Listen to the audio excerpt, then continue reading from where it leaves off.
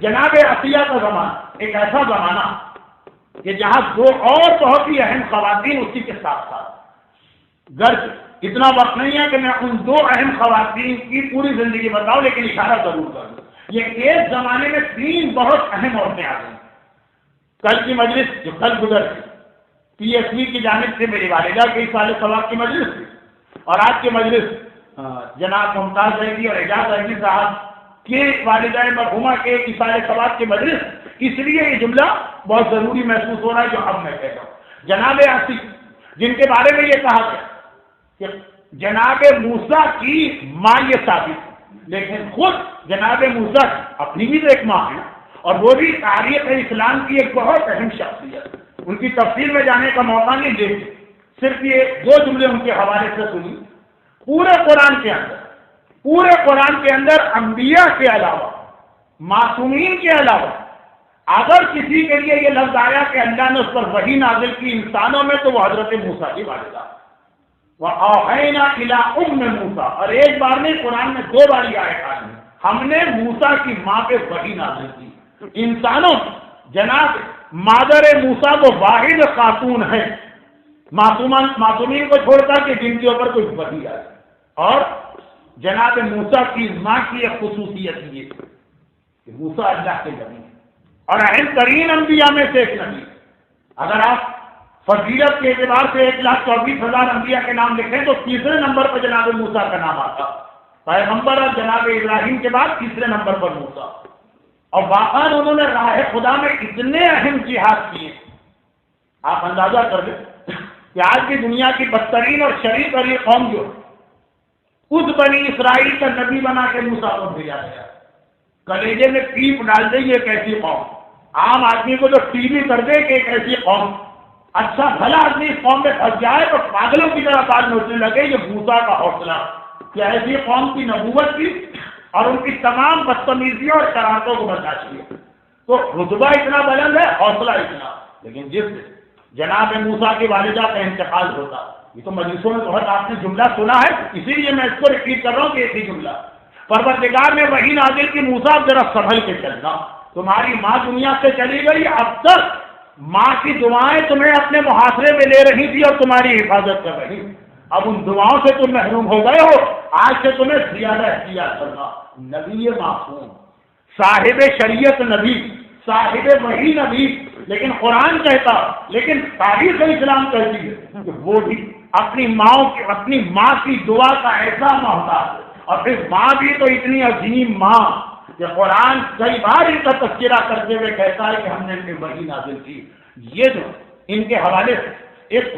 جملہ مسلمانوں میں بہت مشہور ہے، اور جو اصل ان مجالس کا اصل بیک گراؤنڈ یا کانٹیکٹ ہے اس کو ذہن میں رکھتے ہوئے ذرا سا ٹاپک سے ہٹ کے وہ جملہ دوہرا رہا ہوں۔ جناب موسیٰ کی ماں کے نام کی لوگوں کو بہت تلاش ہوتی ہے، یہ بالکل جناب عاصیہ کے ساتھ تھی، ہم اصل،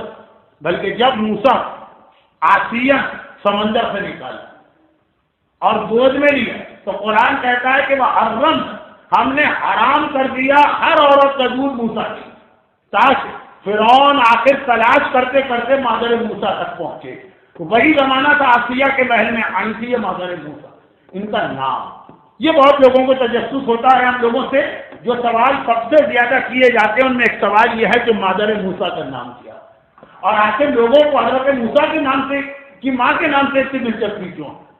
بھائی اپنے باپ کی ماں کا نام لوگوں کو نہیں پتا ہوتا، ماں کی ماں کا نام لوگوں کو نہیں پتا ہوتا، قریبی رشتے داروں کی ماں کا نام نہیں پتا ہوتا، وہ سالوں پہلے حضرت موسیٰ جن سے نہ کوئی لینا نہ دینا نہ رشتہ نہ ناتا، نہ ان کی بیٹی لے رہے ہیں نہ ان کو بیٹی دے رہے ہیں، سب سوال کیا جائے مگر نہیں بتائیے حضرت موسیٰ کی ماں کا نام کیا، اور اس کا جواب یہ آتا ہے کہ چونکہ مادر موسیٰ کے نام میں خاصیت ہے کہ اگر کسی بند قفل میں پڑھا جائے تو وہ قفل کھل جاتا ہے، بشرط یہ کہ کوئی چور بولنا پڑ رہا ہو، تو خلاصہ مادر موسیٰ کا نام۔ حضرت آیت اللہ العظمیٰ آقا علی سیستانی کے دو مشہور ترین وکیلوں میں سے ایک ہیں حجت الاسلام آقا مرتضیٰ کشمیری، لیکن یہ ان کے خاندان 3 پشتوں پر ہے، اسی نام کی ایک شخصیت گزری ہے ان کے پردادا، اصل میں ان کی وجہ سے ان کا نام رکھا گیا، اور وہ کربلا کی ایک بہرحال مثالی شخصیت، روحانیت میں تقوی اور تحضر۔ حجت الاسلام سید مرتضیٰ کاشمیری 125 سال پہلے شہید غیب شیرازی نے اپنی مشہور کتاب داستان ہائے شگفت میں، جس کا اردو ترجمہ غالباً عجیب واقعات کے نام سے ہوا، یہ واقعات انہوں نے بھی لکھا، وہ یہ کہ اسی طرح سے 150 سال پہلے دیکھیے، ایک تو ہوتا ہے مرجع جو فقہ کے اعتبار سے مشہور ہوتا، اور ایک ہوتا ہے اپنی روحانیت کے اعتبار سے کسی عالم کی شہرت، تقویٰ اور تقدس۔ اسی طرح اس کربلا میں مولا حسین کے روضے میں بیٹھے تھے، وہیں کے اسی روضے میں وہ نماز جماعت بھی پڑھاتے تھے۔ ایک مومن گھبرایا آیا اور کہنے لگا، کیا آقا کاشمیری میں حضرت موسیٰ کی ماں کا نام پوچھنا چاہتا ہوں۔ دوپہر کا وقت ہے اور کوئی ایسا بیک گراؤنڈ بھی سوال کا نہیں ہے، گھبرا پوچھا ہے، نام سے پوچھنا ہے۔ کہا میں سفر پہ گیا تھا، ابھی واپس آیا، مسافر جیسے ہی گھر پہنچتا ہے، وطن پہنچتا ہے، گھر جانے کی جلدی ہوتی، لیکن پتہ نہیں چابی میں نے کہاں پہ پھینک دی، اور اب مجھ سے میرا گھر کا دروازہ نہیں کھل رہا۔ عوام میں مشہور یہ ہے کہ مادر موسیٰ کا نام لیا جائے تو قفل کھل جاتا ہے۔ تو کہا تیرا اصل مسئلہ قفل کھولنا ہے، نام تو نہیں کرنا، نام سے مجھے کیا لینا دینا، میں یہ قفل کھولتا ہوں، یہ کہہ کے اس کے ساتھ چلے، اور اس کے گھر کے دروازے کا جو لاک تھا یا قفل تھا یا تالا تھا اس کے ہاتھ رکھا، اور ایک بار نام زبان پہ لیا وہ قفل کھل گئے، اس کا مسئلہ حل ہو گیا۔ لیکن کہنے لگا، کیا ہے آقا کاشمیر، آپ تو اس وقت نہیں کر رہی مدد کی، لیکن میں تو وہ بھلک پڑا تھا، ہو سکتا ہے کبھی اور یہ واقعہ پیش آئے، آدھی رات کا وقت ہو یا آپ کی یہاں پہ نہ، تو آپ کے نام مجھے بتا دیجیے نا تاکہ آئندہ مجھے آسانی رہے۔ کہا کہ صحیح نام تو مجھے بھی نہیں معلوم، تاریخ میں 21 الگ الگ نام لکھے ہیں، کچھ علماء کہتے ہیں یہ نام ہے، کچھ کہتے ہیں وہ نام ہے، کچھ کہتے ہیں وہ نام، زیادہ مشہور ہو گیا یو جاہد، در کے اس کے بارے میں بھی اختلاف ہے، کچھ کہتے ہیں یو جاہد ہے، کچھ کہتے ہیں یو قائد، جیم ہے کہ کاف ہے، خیر کہا کہ نام تو مجھے بھی نہیں معلوم۔ ارے نام نہیں معلوم تو یہ آپ نے کیسے دروازہ کھولا؟ ایک مرتبہ جلال آ گیا سید مرتضیٰ کاشمیری کو، بس سید صحیح النسب سید، اور ایک کہا کہ میں نے وہ نام نہیں لیا مادر موسیٰ، جب تو نے آ کر کہا کہ مادر موسیٰ کے نام میں یہ خصوصیت کہ قفل میں لیا جائے تو قفل کھل جاتا، تو میں نے اپنے دل میں سوچا کہ میری دادی فاطمہ زہرا تو مادر موسیٰ سے زیادہ افضل ہے، جب اس نام میں یہ اثر ہے تو اس نام میں اثر کیسے؟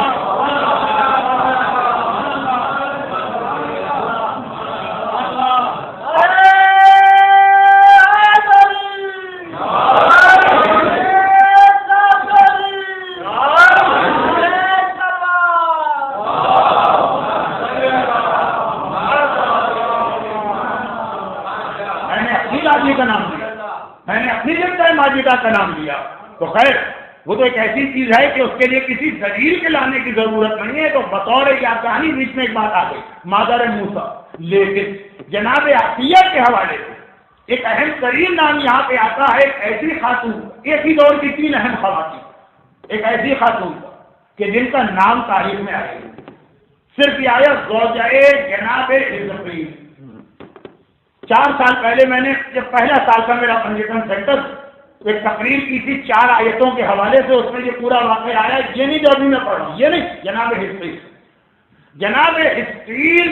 فرعون کے چچا زاد تھا مومن،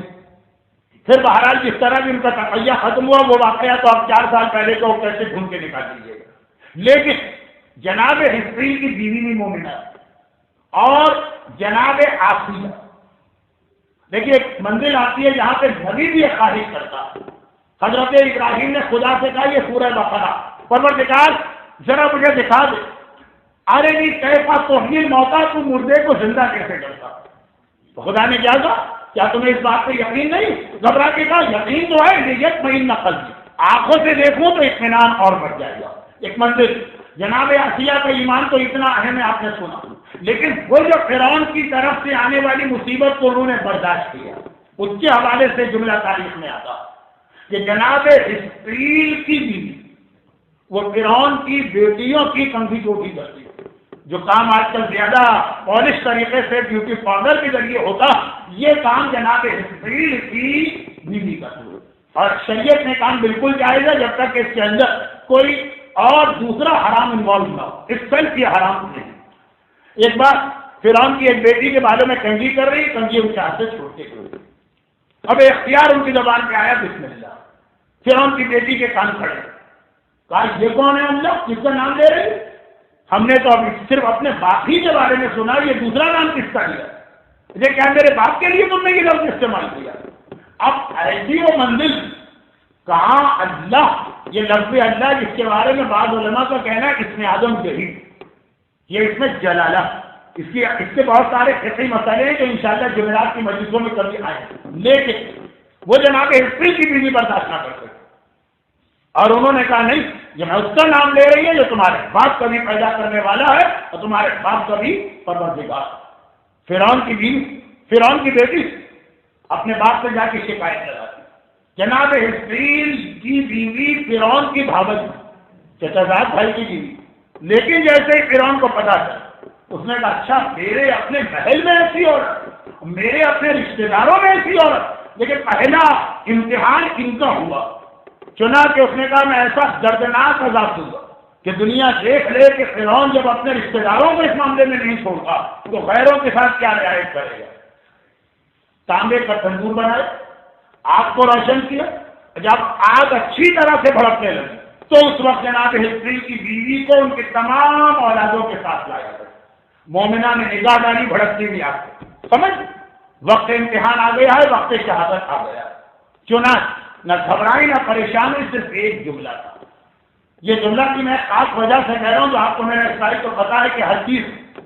ہمیں یہ دیکھنا پڑتا ہے کہ ہمارے لیے کیا پیغام ہے۔ کہا کہ فرعون ایک درخواست، اس نے کہا دیکھو آگ نظر آئی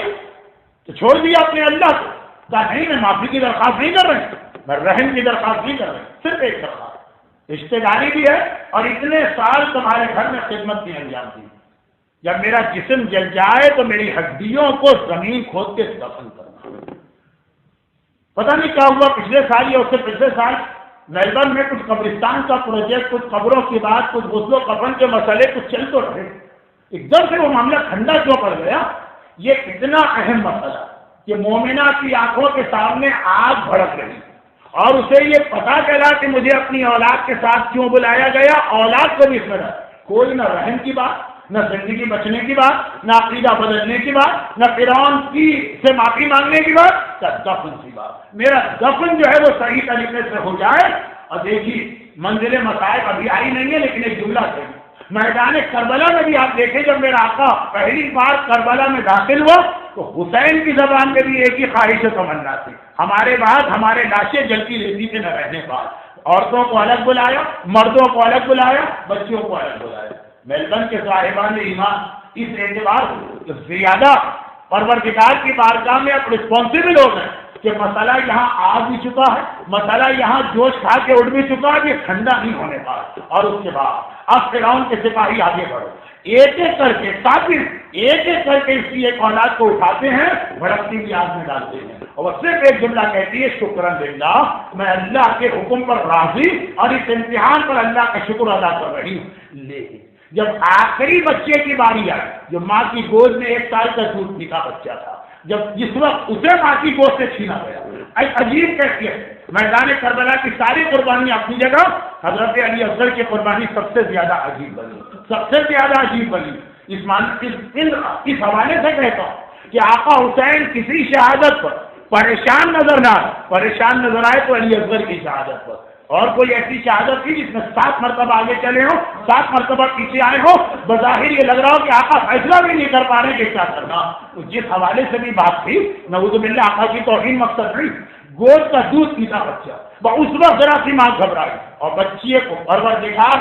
انسانی آواز میں کلام کرنے کی اجازت دی۔ مادر گرامی گھبرائیے نہیں، جتنا امتحان اب تک آپ نے جس شکر خدا کے ساتھ انجام دیا، اس امتحان سے بھی گزر جائیے، پروردگار ہمیں اور آپ کو کچھ دیر کے بعد دوبارہ ملانے والا ہے۔ اور بس ایک مرتبہ بھڑکتی ہوئی آگ میں یہ دودھ پیتا بچہ پھینکا گیا اور پھر جناب ہسٹریل کی زوجہ کو اٹھا کے اس آگ میں پھینکا گیا۔ جس وقت جناب ہسٹریل کی زوجہ اس آگ میں گرائی گئی ہے اور جل رہی ہے، جناب عطیہ محل کی چھت پہ بیٹھی تھی، انہوں نے ایک عجیب منظر دیکھا۔ یہ وہ چیزیں ہیں جو خدا ہمیشہ نہیں دکھاتا، معجزات اسی کو کہتے ہیں کہ ایک جیسا واقعہ 500 مرتبہ پیش آئے گا، ایک بار خدا ہماری اور آپ کی آنکھ کے سامنے لے آئے گا۔ جناب آسیہ کو نہیں پتا کہ کیا ہو رہا، وہ محل کی چھت پہ ہوا کھانے کے لیے بیٹھی، ایک بار دیکھا کہ آسمان سے ملائکہ کی صفوں کی صفیں اتر رہی ہیں اور وہ اس زمین سے کسی عورت کو اپنے ساتھ بڑے احترام کے ساتھ لے کے جا رہی ہیں۔ جناب آسیہ گھبرا گئی، یہ کون خاتون؟ میرے دور کی خاتون، میرے زمانے کی خاتون، یہ کون ہے کہ جنہیں اتنی عزت اور احترام کے ساتھ بلایا جا رہا ہے؟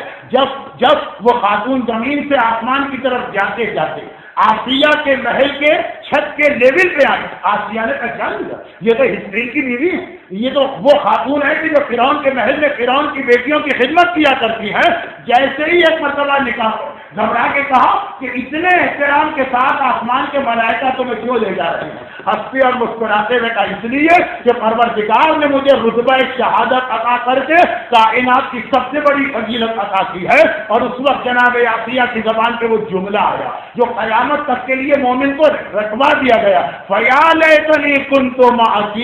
کاش جو عزت، جو رتبہ، جو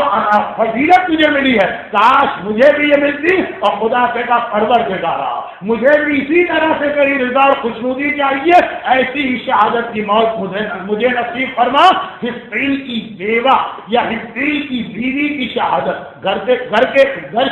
جلتی ہوئی آگ میں پھینکا گیا، ایک ایک کر کے اولاد کو پہلے ماں کی آنکھوں کے سامنے جلایا گیا، مگر اس نے جناب آسیہ کو ایسا حوصلہ اور طاقت عطا کی، اور اس طرح جناب آسیہ کی زبان پہ دعائے شہادت آئی، تمنائے شہادت آئی کہ پروردگار نے پھر ویسا ہی یا شاید اس سے بڑا امتحان لیا۔ لیکن سوچنے کی بات یہ ہے کہ دین خدا کی خاطر ایک مومنہ خود اور اپنی ساری اولاد دودھ پیتے بچے تک ہاتھ میں چلنے کو تیار، اور دوسری مومنہ حکم خدا کی خاطر چند بال چھپانے کو تیار نہیں ہے۔ ایک طرف حکم خدا کی خاطر ایک مومنہ اپنی اولاد کو آگ میں جلتا دیکھنے کو تیار، دوسری جانب اسی دین خدا کی خاطر ایک مومنہ اپنی اولاد کی صحیح تربیت کرنے کو تیار نہیں ہے۔ یا وہ دین خدا ہے یا یہ دین خدا ہے، یہ دونوں ساتھ میں تو دین خدا نہیں ہو سکتے ہیں۔ جناب حزقیل کی بیوی، جناب موسیٰ کی والدہ، جناب آسیہ، یہ جو واقعات ہمارے سامنے ایک ساتھ مل کر آئے، رحمتک یا ارحم الراحمین، وصلی اللہ علی محمد وآلہ الطاہرین۔